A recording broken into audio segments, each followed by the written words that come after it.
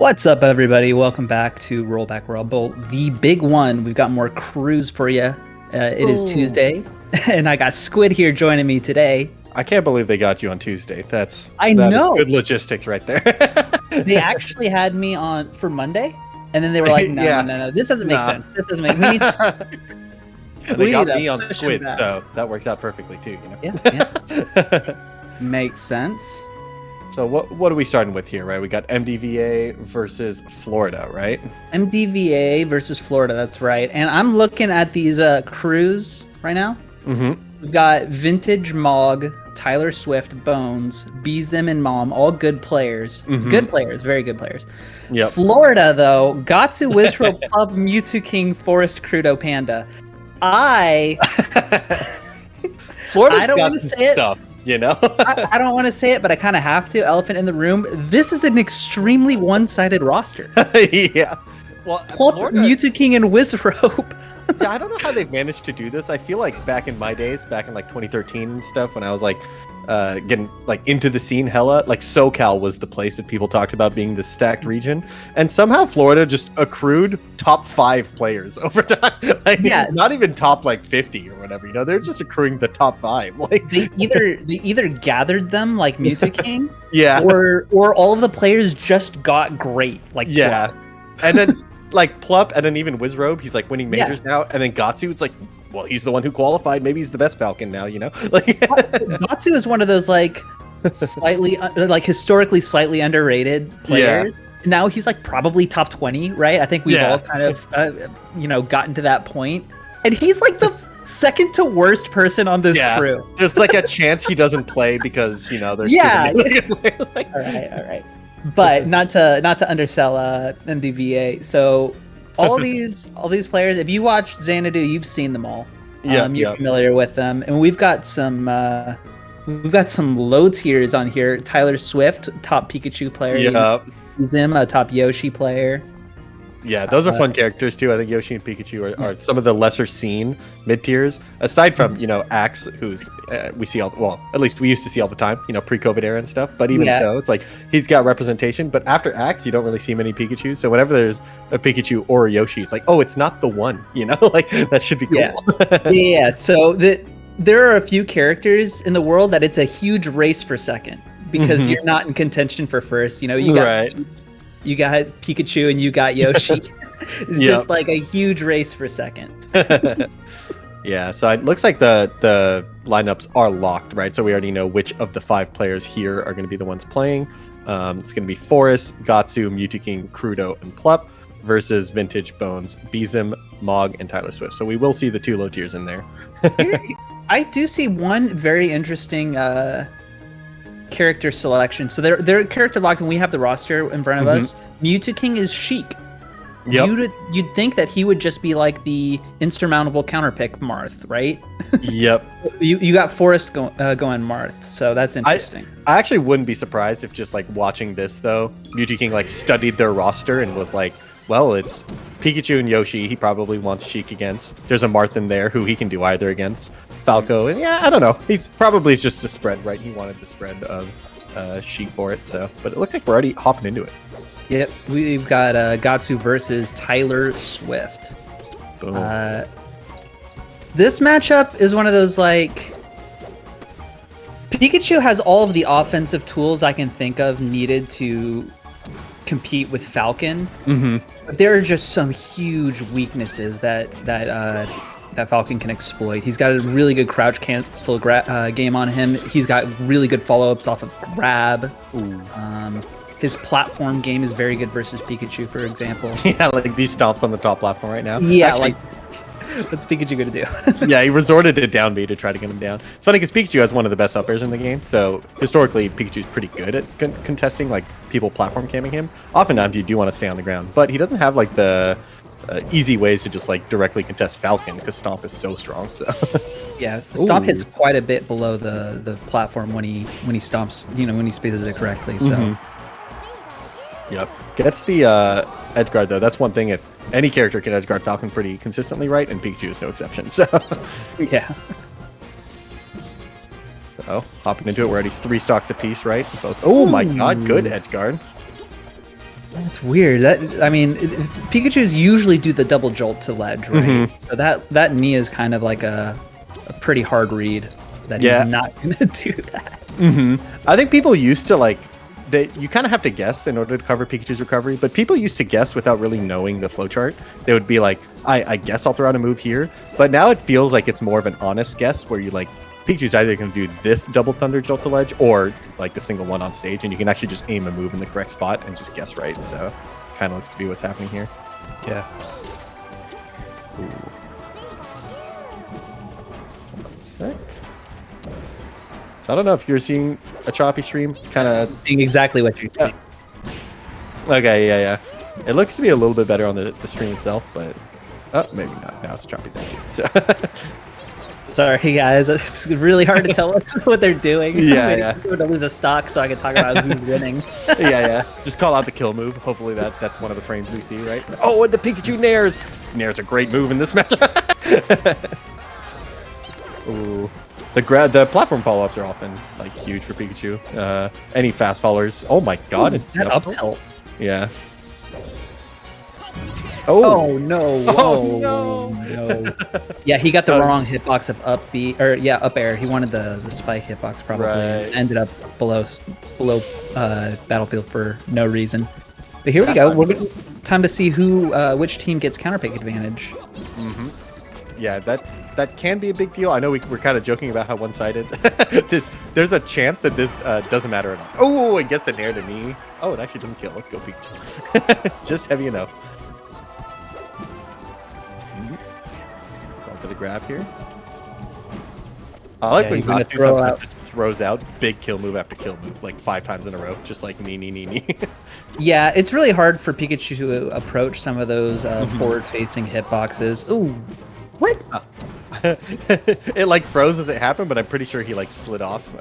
Yeah, he did a tech into up B recovery, right? Yep.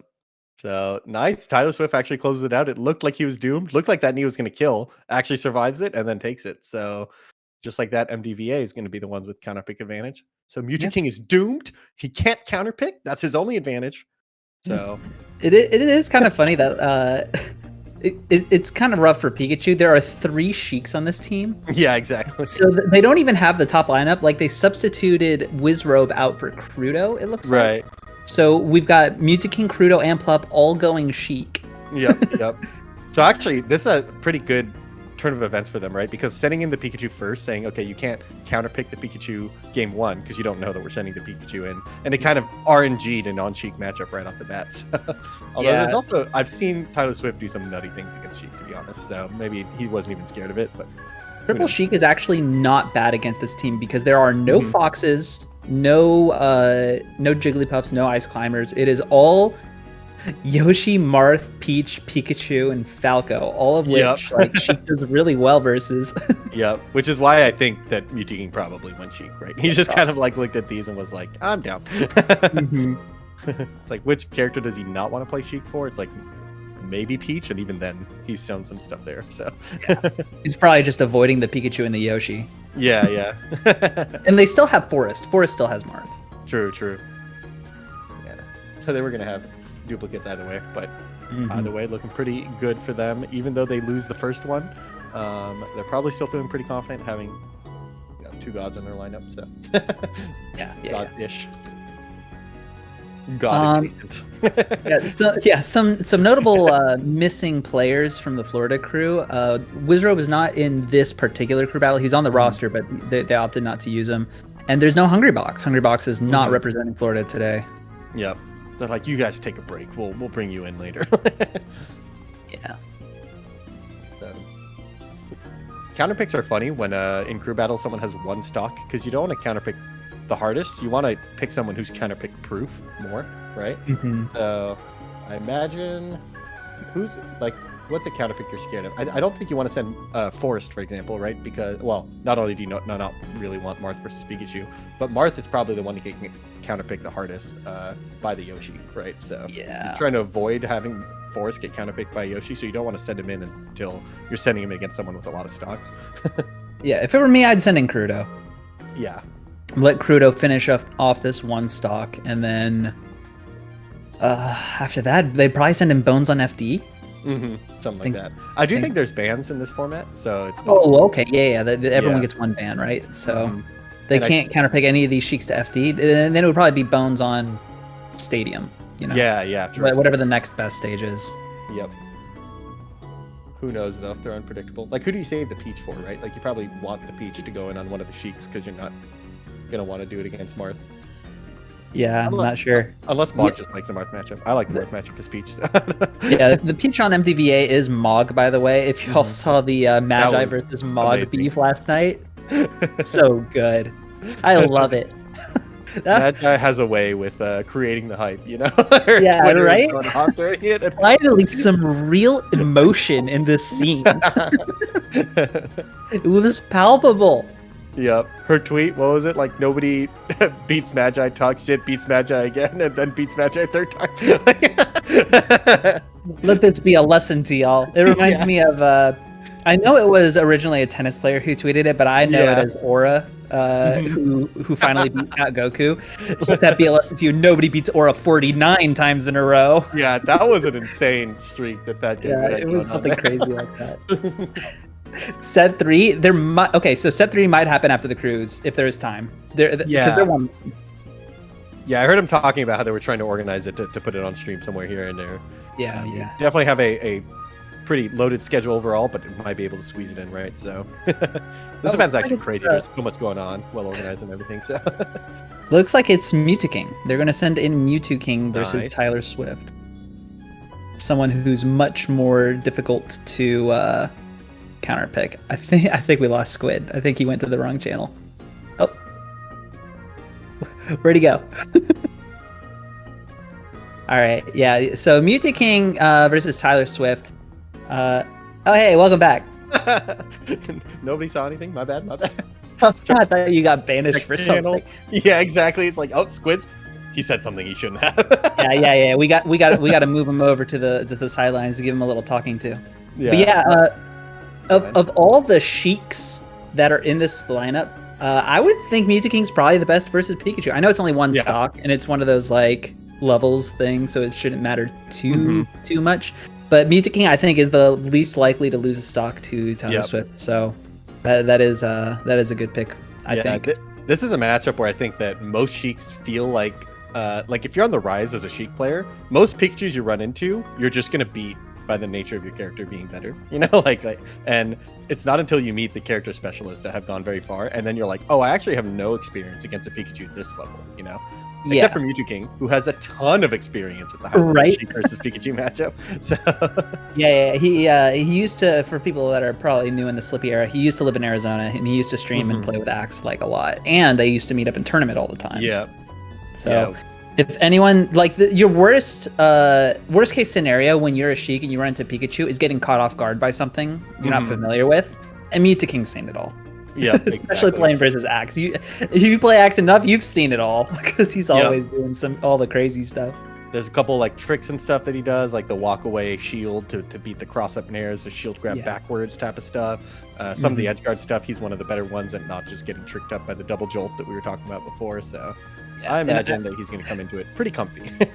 I've seen some like next level neutral interactions where Mewtwo King will walk to the center of the stage and like crouch, and Axe will do this thing where he'll jump forward and then waveland backward to make it look like he's about to do something. Right. And Mewtwo King will dash out of crouch and grab behind him because he knows he's gonna waveland back. And I saw him do that to Axe, and I was like, no! How did you know I was gonna do that? These like contrived mix-ups, right? It's not a neutral scenario that like should happen organically. It's one that is born out of like the meta that's happened between them over years.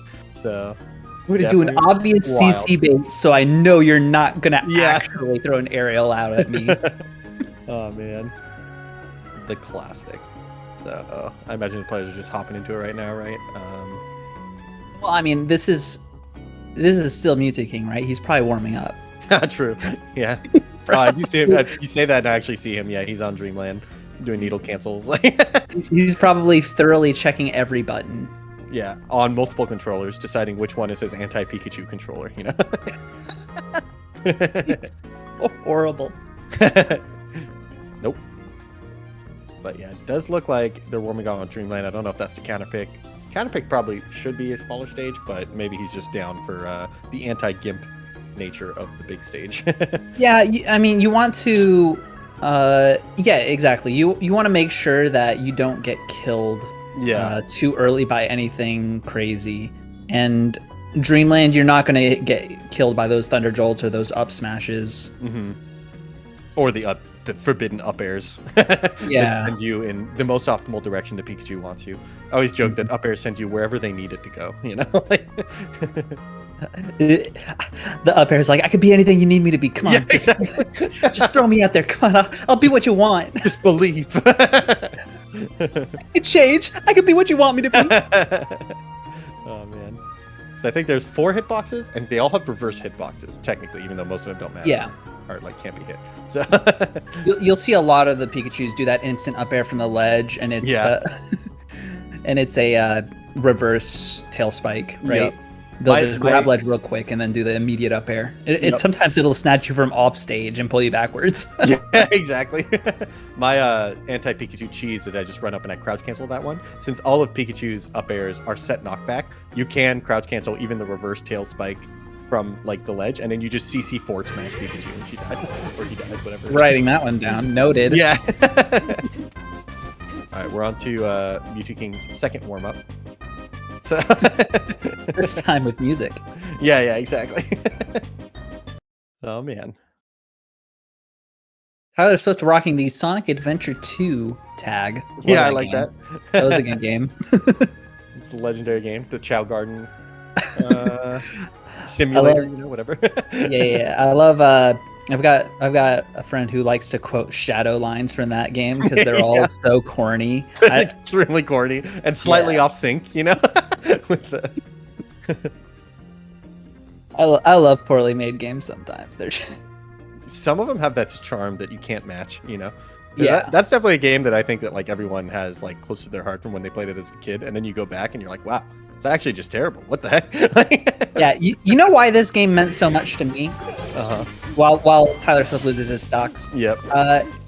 I would have to go to the store with my mom as a kid, like go to Target, and they would have those demo games. And you'd have to crane your neck straight up to see them, but Sonic Adventure 2 was one of the games that you could play. So I would play it while she shopped, and I never had a GameCube as a kid, so. Right. All right, so we are starting up on Dreamland. I do like this from Mewtwo King because you're not going to get killed by those up smashes anytime soon. And there's no low platforms to mess with your chain grab. Yeah. Right off the bat, you can see that he's kind of has the plan in neutral, so it doesn't, because like sometimes you have the fear like Pikachu's hard to edge guard. What if I don't get to kill Pikachu until like 100 something, you know? Mewtwo King's like, no, I'll just get 100. It's fine. My down throw kills eventually, right? Yeah. If I'm Tyler Swift, I'm looking to get just one. If he can take one, that'll just be like huge. Yeah. It's because like looking at the crews, going like taking 4 is already kind of like pretty good, since like this crew is so stacked all the way around that you're like, all right, this person held their weight. So if you can like make up for someone else who has to fight Mewtwo King or Plup or something, you're like, all right, I took 1 extra, so you only need to pick 3. Oh, nice. See, that's the Dreamland pick coming in. Zelda recovery. Ooh, wanted to punish the Zelda recovery, but the Thunder Jolt made him too committed. So he's not able to punish the Zelda. Yeah, that was so close. Honestly, any other stage that would have been a stock for Tyler Swift. So I think he had a chance. I think if he didn't throw out the Thunder Jolt, because like the Thunder Jolt kind of was like a long shot, right? It's like, let's throw this out and see if he falls into it or something. But if you just wait and then you see the Zelda transformation, you're like, oh, well now I can transform, or I can kill the transformation back, right? So yeah. Pretty close. Took 4. Still not a bad showing from Tyler Swift. Definitely feel like the Pikachus with OKP and Tyler Swift have been kind of popping off recently. So it's cool to see the Pikachus rise up in the absence, in the hold that's been left behind in the net play era. Yeah. So yeah, but what Tyler Swift did do is obtain the counter pick advantage for MDVA. So that's kind of cool. That's kind of cool. So then you're like, all right, which one of you wants to hard counter Mewtwo King right now? Man, who even could? Yeah. Probably so hard. Not the Yoshi, I would imagine. Probably not the Marth. So it's probably Bones or Mog would be my guess. Do you dare take Mewtwo King to FD? I know it's a Sheik, but still. Yeah, he just has this aura on that stage. He just gets like a 25% buff to stats or whatever. Yeah, you got a multiplier. Yep. All right. So it Yeah, does we just sound got like word from Brandon. Yeah, go ahead. Oh, sorry. Yeah, we got word from Brandon. We know it's choppy. We're going to try and reset it. So we'll be right back, see if we can get this quality up for y'all.